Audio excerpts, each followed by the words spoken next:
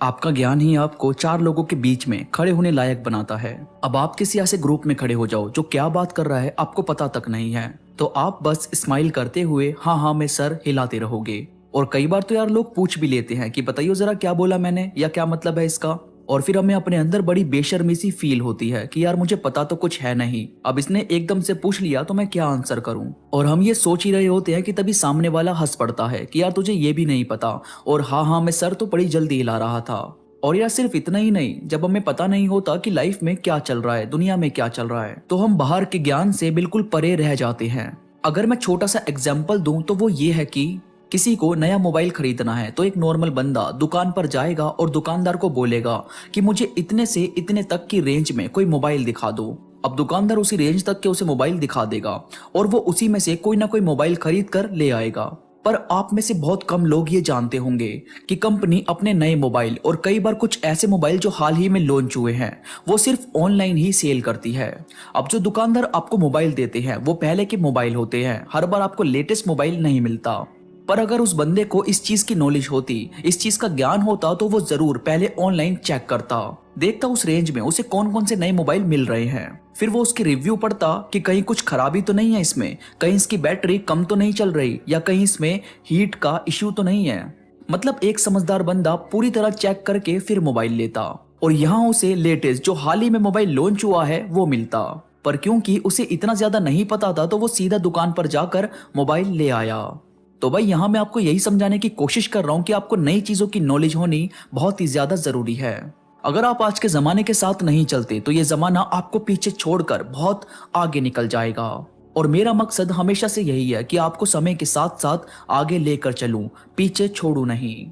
आगे बढ़ने से पहले अगर आप अब तक मेरे साथ इंस्टाग्राम पर नहीं जुड़े हो तो प्लीज वहां जरूर जुड़ो। इंस्टाग्राम का लिंक नीचे डिस्क्रिप्शन में मौजूद है, वहां आपको मेरी सारी अपडेट सबसे पहले मिलेगी, तो इस वीडियो के बाद वहां जरूर जुड़ना। अब आगे बढ़ते हैं। तो दोस्तों आपको नई नॉलेज कहां से मिल सकती है, कैसे आप अपने आप को और ज्ञानी और समझदार बना सकते हो, इसमें सबसे पहले है करंट टॉपिक को जानने की कोशिश करो। अब देखो आप सबके पास सोशल मीडिया है, सबके पास मोबाइल है, तो हम सब से कुछ भी छुपा हुआ तो नहीं है। आप मोबाइल का इस्तेमाल सिर्फ टाइम पास करने के लिए मत करो, आप इसे नॉलेज का सोर्स बनाओ। आपको करना यह है कि आप जब भी कोई नई न्यूज सुनते हो, जब भी आपको लगता है कि ये क्या हुआ या कोई नई चीज लॉन्च हुई है, क्रिकेट शुरू हुए हैं, कहीं पर बाढ़ आई है या कहीं भी कुछ भी हुआ, तो उसकी जानकारी यानी करंट टॉपिक की जानकारी लेने की कोशिश करो। जाना करो कि आखिर माजरा क्या है। इससे होगा ये कि आप में सवाल उठाने की उत्सुकता बढ़ेगी। वो बोलते हैं ना कि क्वेश्चन मार्क लगाओ, जानो जरा कि आखिर क्यों होता है ऐसा, क्यों है ये, साल में 12 ही महीने क्यों हैं, सूरज पूर्व से ही क्यों निकलता है, महंगाई के बढ़ने का राज क्या है, और हाल ही में अफगानिस्तान वाला जो केस हुआ वो हुआ कैसे।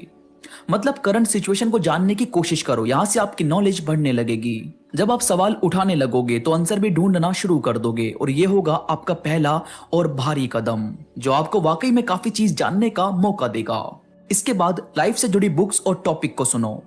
जिंदगी के एक्सपीरियंस पर कई बंदों ने अपनी बायोपिक लिखी होती है, कई बंदों ने एक्सपीरियंस शेयर किए होते हैं, कई वीडियोस में आपको लाइफ को प्रैक्टिकल तरीके से समझाया गया होता है। मतलब बहुत सारी ऐसी किताबें और वीडियोस हैं जो आपको लाइफ से रूबरू करवाती है, लोगों को जानना सिखाती है, कम्युनिकेट कैसे करें, कैसे किसी के साथ रहें, लाइफ के अलग अलग रंग क्या हैं। जब आप थोड़ा सा सर्च करोगे तो आपको कोई ना कोई बुक मिलेगी, कोई ना कोई ऐसी वीडियो दिखेगी, तो उसे आराम से सुना करो। जो काम की बात हो उसे अपने पास रखो, बाकी दिमाग से हटा दो बस।